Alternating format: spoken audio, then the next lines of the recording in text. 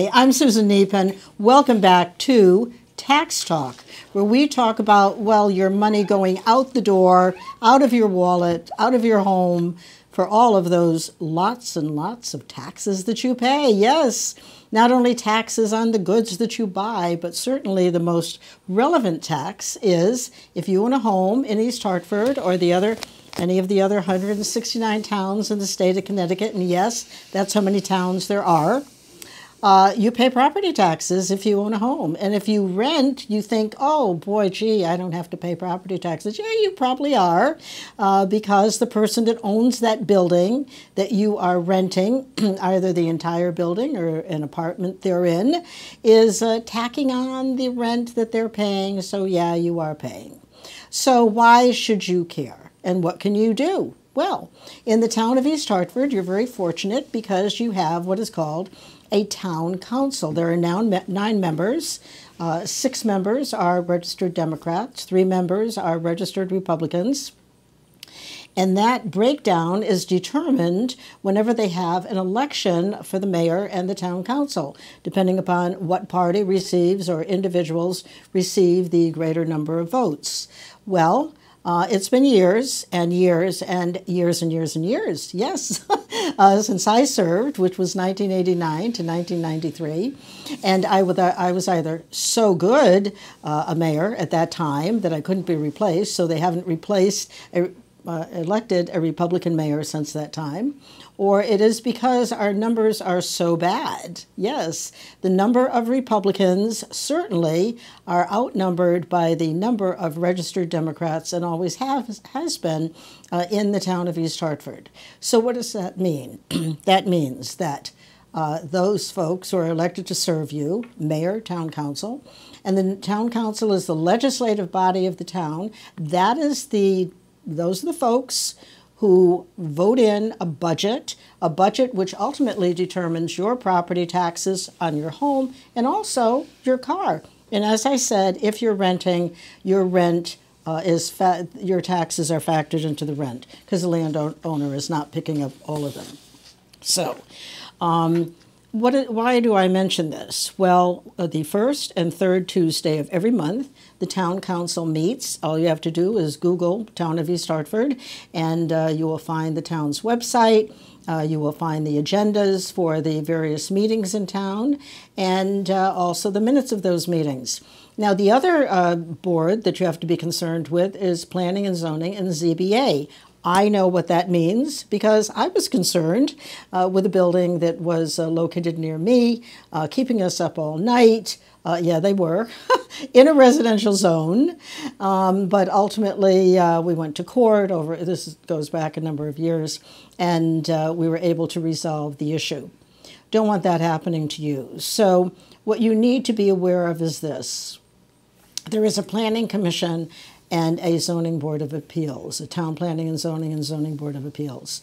And they have periodic meetings. People bring an application before them to change something, to add something, whatever. And that could be relating to a piece of property near you. Now, one of those boards, you have to post the agenda. I am not sure if the other board requires a posting of the agenda. And Bill, how are you today? Thank you so much for being part of this, where we bring to the public of East Hartford the various issues that we feel they should be concerned with. Bill Doak, East Hartford Gazette, one of the remaining newspapers of the 169 towns in the state of Connecticut. And the East Hartford Gazette is so great because why? Not only is it the people's newspaper to be able to pick it up or get it online, but they can also write to you, correct? Mm-hmm. With suggestions, and a lot of the suggestions that we have read come from really great people that indicate how things could be improved upon. And Bill, where would they write to? How do they get the paper? Well, they can write to me, the editor. My email is editor@ehgazette.com. They can reach out to me on Facebook through Messenger. Facebook is EH Gazette. Or they can, send in a fax or a letter to our street address on Main Street, which is 1406 Main Street. There's also a mail slot there, and people are more than happy to, or more than welcome to drop off a letter to the editor, written out. The only one requirement is that you sign your name. We do not print anonymous submissions. So we're old school. We're old school in that regard. People cannot hide behind a pseudonym. Although the newspaper business in general, when it first started up in Connecticut, there was quite a few people who wrote letters to the editor under names that weren't theirs, the nom de plume, if you will, of the Sons of Liberty, because at the time it was dangerous to sign your own name to a letter calling for change in the government. Then that was before America was founded. It's still, it's still risky to put your name to a letter to the editor.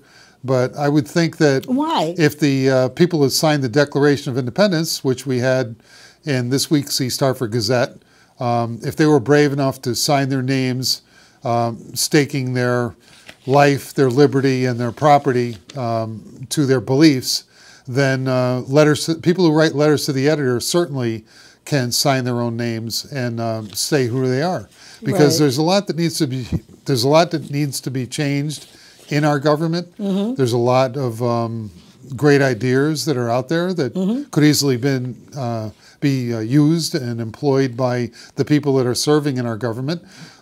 East Hartford right now is contemplating changes to the town charter. The town charter changes will be in next week's Gazette. We plan on printing all the changes in the middle of the Gazette. And what a service that is. Well, it's it's important for people to read and understand the 28-page charter. And they can get this online. They can get it online right now on the East Hartford Town Council website and read the changes that are being proposed. They're not adopted yet, they're proposed. So the important thing is to look them over, understand where the changes are, think about them, decide whether that makes sense for you as an individual, and whether it makes sense for your family, for your business and your town. And they'll be on the ballot in November. So the townspeople of East Hartford will have a chance to either vote the changes up or down, yay or nay. At this point, it's too late to make your own changes because they've already had the public hearing process. There was plenty of opportunity for people to come down to the town hall or through Zoom and give their suggestions. Several did. People weighed in on it. There was a commission that reviewed it. The commission was comprised of people that were already serving in elective office in East Hartford, which some people, including the late former mayor Melody Curry, felt that was a mistake to have a commission made up of people that were either formerly served as mayor or sit on the town council right now. And I think she was right. I think that the commission was flawed in its composition. But, that's neither here nor there. It is what it is, as they say, which is a phrase I personally hate. But, we have a chance to really look at the work that the Charter Revision Commission has done, decide for yourself whether they did the right thing or not, and vote accordingly. I mean, there was a lot of work, energy, and effort that went into it. The number of changes that they made are really not that substantial. I mean, they decided to keep the strong mayor form of government versus going with this city manager form of government, which I know is something the Republican Party feels strongly about in East Hartford. But ultimately, the majority of the commissioners, their opinions weighed out, and so the majority wins. This is democracy. This is the way democracies are run. Right, and let's emphasize that with the exception of the 4 years that I served as mayor in the old days, 1989 to 1993, this has been, our town has been controlled by the Democrat Party. Although I am a registered Republican and have been for years, I have many Democrat leanings, and I'm probably, I will confess, in the wrong party. But that's another issue for another day. A couple of articles, though, I think that the public would be interested in are I'm going to read a headline. Connecticut Stone Academy and owner pay over $1 million to resolve allegations in student loan default rate case. RATE, rate case. And you can access this article from the Hartford Current. The date is May 27th, 2022. Stone Academy and its owner have paid more than $1 million to resolve allegations of attempts to improperly influence the school's student loan default rate, according to federal authorities. Career training specialists doing business as Stone Academy and its owner, Mark Scheinberg, paid more than $1 million to resolve allegations they violated the Federal False Claims Act by concealing, quote, money order payments made by Scheinberg to prevent certain loans from being counted in Stone Academy's student default rate, and for failing to disclose Stone Academy's actual higher default rate to the U.S. Department of Education, according to federal authorities. This is really a very, very interesting article. You should read it, and the caption is Connecticut Stone Academy and owner pay over $1 million to resolve allegations in student loan default rate case. The other article, Connecticut man accused of trying to smuggle people across the U.S. border took $15,000 from undercover agent in Worcester. I just find this unbelievable. And where was he from? The town of East Hartford. Yes, a Connecticut man who told authorities he'd been smuggling people for 20 years was arrested Wednesday for attempting to smuggle someone from Brazil into the U.S. His name I couldn't even pronounce, Fagnerchevesdelima, 41, of East Hartford, Connecticut, is facing 1 count of attempted human smuggling. This is an interesting article. It is dated June 30th, and I'm not even sure what paper it was in. But anyhow, another article here. Breaking news. East Hartford man charged with stalking Vernon Judge. Well, if you're going to stalk someone, I suggest it not be a judge. What do you think, Bill? Well, I think, it's crazy. Yeah, it is absolutely crazy. Okay, and then Supreme Court blocks Biden's COVID rules for business. Okay, so anyhow, that's very interesting. And your paper offers such a great opportunity for the public to know what is going on in East Hartford. And here is this week's Gazette. Am I correct? Yeah, that's the earliest one. Yeah, that's it. That's it. Now, correct me if I'm wrong, they can also get this online, correct? Yep, it's available online at ehgazette.com. Mm-hmm. Now, another thing you may not be aware of, the Town Council meets on the first and third Tuesday of every month. You can actually come to these meetings at 740 Main Street in East Hartford. They're upstairs in the Town Council chambers, second floor. And let's say that you have a concern about something and you haven't seen it addressed, or maybe it has been addressed and you'd like to put your input in it. You can come on down to 740 Main Street, and that is the first and third Tuesday of every month. You might want to check, however, Town Hall. It's on the website, correct? Town of East Hartford. See what is on the agenda. See if there's something there that you have a concern for, or you want to support, you don't want to support, or that there is something missing your concerns. Yeah, why isn't anybody addressing them, you're saying to yourself? Well, the good thing, if you come down to Town Hall, at the beginning of the agenda, there is opportunity for citizens to speak on agenda items. That's what's on the agenda. At the end, you can address whatever you'd like. Give a suggestion to the council. Tell them what you would do differently, or speak against something that they've already done and ask them to correct, whatever you want to do. Okay, you come on down at the end of the agenda. If it's not on the agenda, you speak about a subject of your choice. And that is a great freedom, I think, that gives you an opportunity, because not only are you talking to them, and if you're not camera shy, which you shouldn't be, whatever you're saying is being heard by anyone who's sitting at home listening to the program. They're hearing your comments. And who knows, they may say, I agree with that person.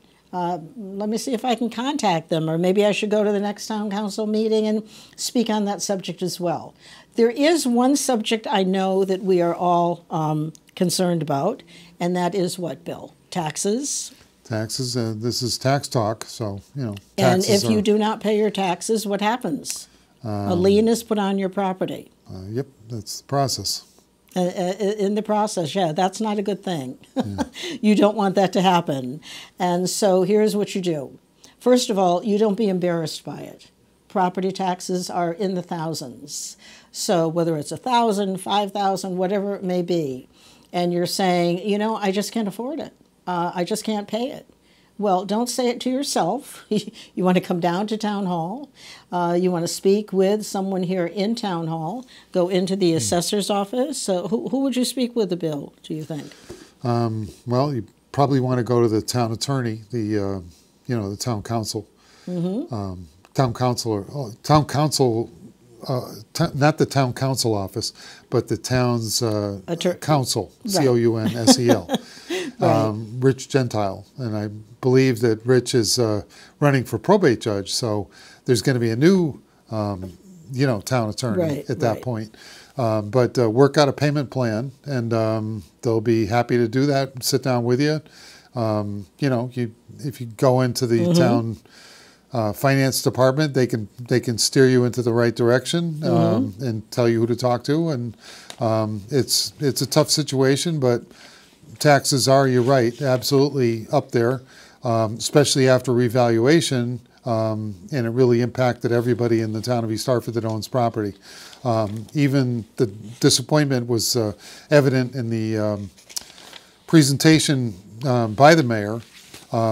Originally back in March, the town was told that the state was going to cap the mill rate on all motor vehicles at 29, and so calculated its budget presentation based on that. The state legislature raised that 29 to 32.46.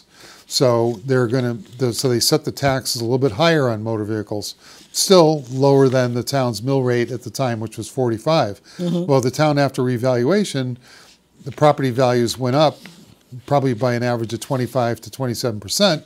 So they lowered the mill rate to 41, and the town's motor vehicle rate is capped at, like everybody else in the state of Connecticut, whether you live in Harwinton or East Hartford, you pay 32.46 on your motor vehicles, which is fair. However, not all towns got a break on their taxes, because some towns have mill rates that are lower than 32.46. So those people are paying a higher tax on their Hummers in Harwinton or Greenwich or whatever. So they didn't make out so good, because now they're paying more taxes to their local government.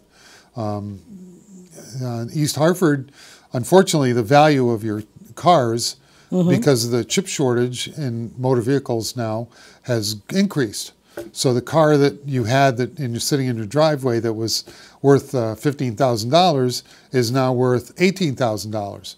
So because the values are based on the Kelley Blue Book value, which I think East Hartford uses, although it could be the NADA, but I think we use Kelley Blue Book in East Hartford to assess the value of the car. The car is worth more.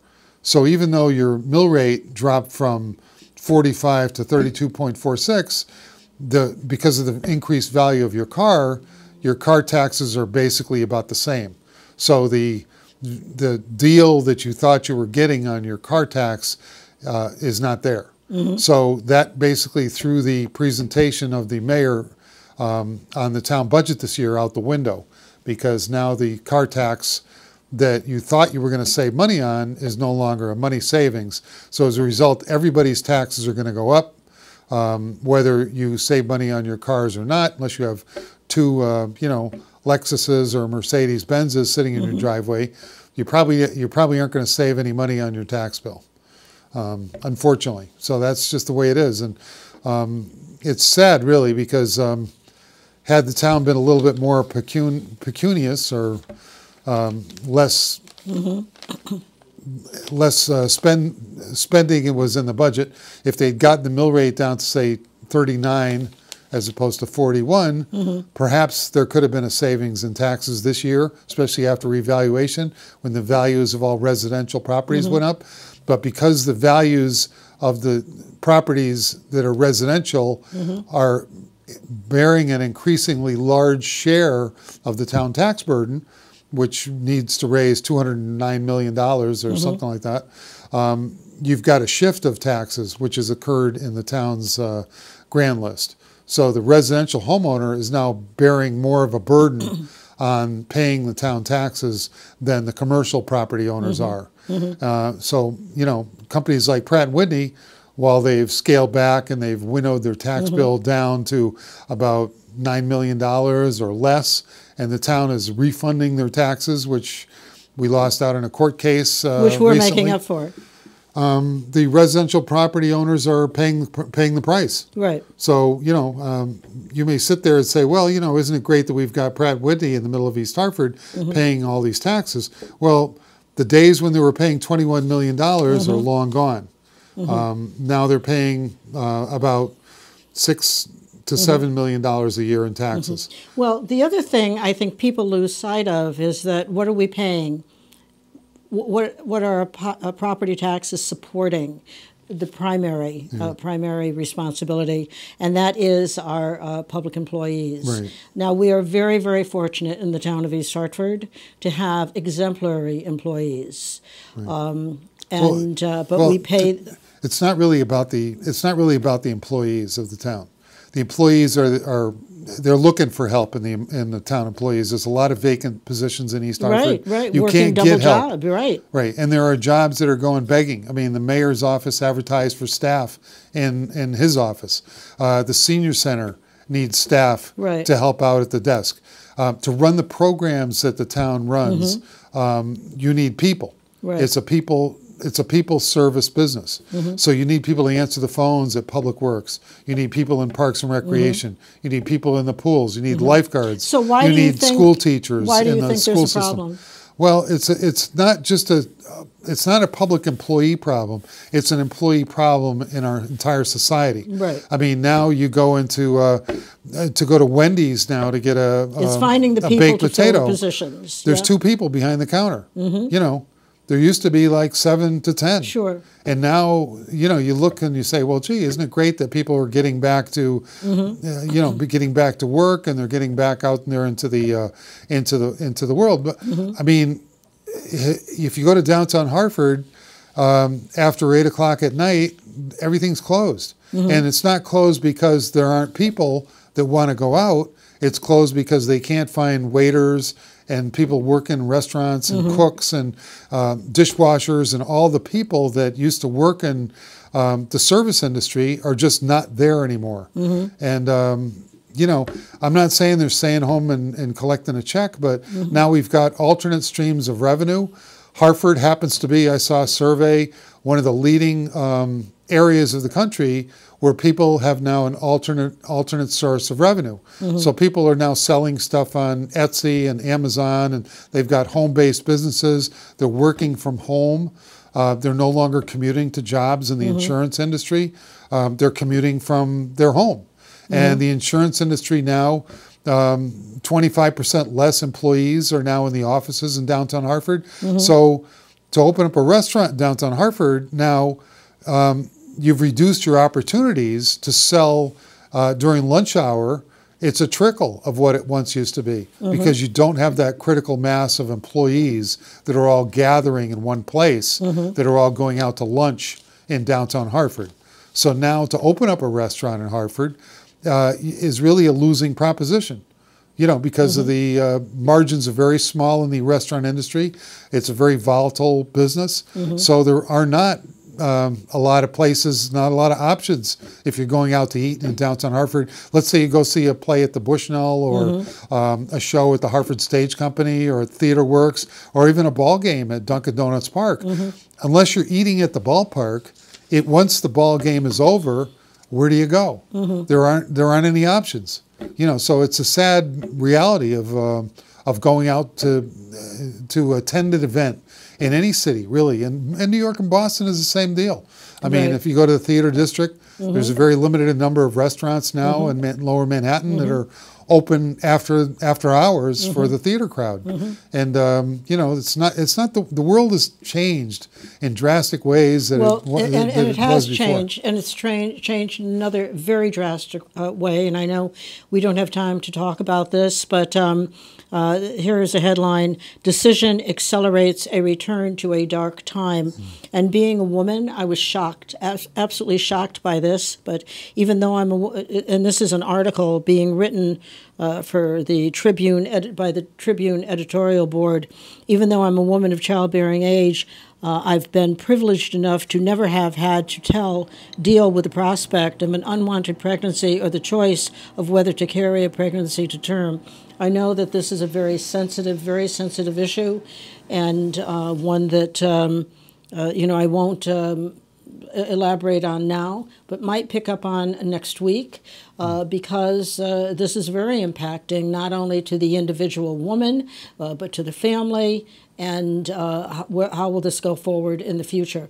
Will it stay this way, or will it go back where women had a choice? And I understand that you have to be reasonable in that choice, not at 6 months, but whether it's 1 month or 2 months. It appears to be totally gone, this issue.